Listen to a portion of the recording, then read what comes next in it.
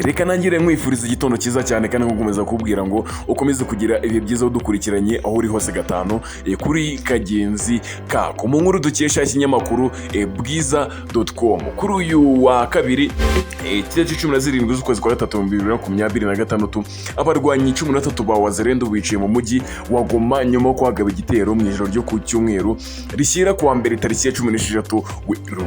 Amakuru atangwa n'abayobozi ba AFC M23 avuga ko usibye abari 13 bishwe hari n'abandi batatu bafashwe mpiri. Ubuyobozi bw'uriya mutwe buvuga ko abarwanyi b'imitwe ya Wazalendo baturutse muri pariki ya Virunga bateye uyu mujyi wa Goma bagamije gusahura ibicuruzwa by'umwihariko harimo n'ibyo kurya. Iki gitero rero cyagabwe mu duce twa Mugunga, Ndosho ndetse na Keshero ahumvikanye urusaku rw'imbunda zirimo n'iziremereye. Igoma hagabwe kiriya gitero nyuma y'igihe kitageze ku cyumweru muri uriya mujyi hagabwa ikindi cya drone cyaguyemo abantu batatu barimo n'umufaransa-kazi Karine Buisset wakoreraga UNICEF. Kugeza ubu ntiharamenyekana rero abagabye iki gitero, gusa AFC M23 yagishingije leta ya RDC nyuma iyo ihakana yivuye inyuma ko kuba atariyo yagabye kiriya gitero. Ubutabera bw'Ubufaransa rero bwamaze gutangiza iperereza ku nkomoko yacyo,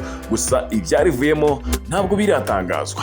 Mu yandi makuru rero turugenda tukugezaho gatanu kuri Kagenzi kako turaza kukubwira ko kandi FARDC yaramutse yarasa mu Ruzizi ikoresheje imbunda ziremereye. N'ubundi iyi nkuru tuyikesha ikinyamakuru bwiza.com. Ingabo za leta ya Repubulika Iharanira Demokarasi ya Kongo kuri uyu wa kabiri zaramutse zigaba ibitero by'imbunda ziremereye mu kibaya cya Ruzizi mu ntara ya Kivu y'Amajyepfo.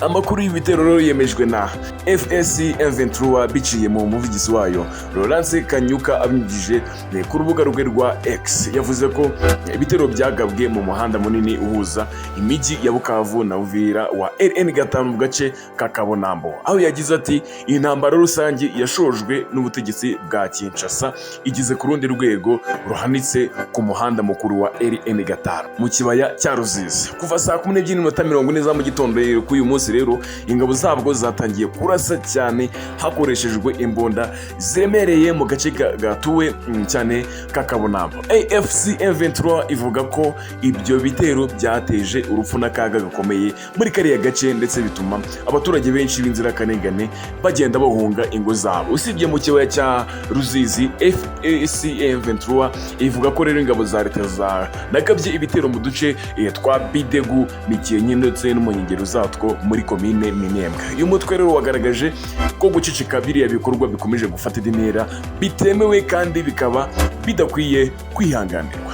Uti ibyaha nk'ibi ntibikwiye kugabanyirizwa uburemere cyangwa se kubyirengagizwe n'abanyagihugu ndetse n'umuryango mpuzamahanga. AFC M23 yongeye gushimangira ko yiyemeje kurinda no kurengera abaturage ndetse n'ibyabo mu gihe bahanganye n'iterabwoba bakomeje gushyirwaho n'ubutegetsi bwa Kinshasa.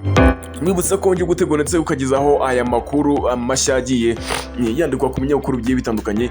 Ngiye nitwa Kamanzi. Byaba byiza rero uramutse warakanze aho ngaho ndetse subscribe kugira ngo tujye tubana gatanu ku kandi tujye tubana umunsi ku wundi urushaho kugenda umenya amakuru ari kugenda acishikana. Reka mbwira ngo rero amakuru yacu nakagaruka ni mu kanya ntujye kure. Ciao ciao, reka mbwira ngo kandi komeze kugira umunsi mwiza.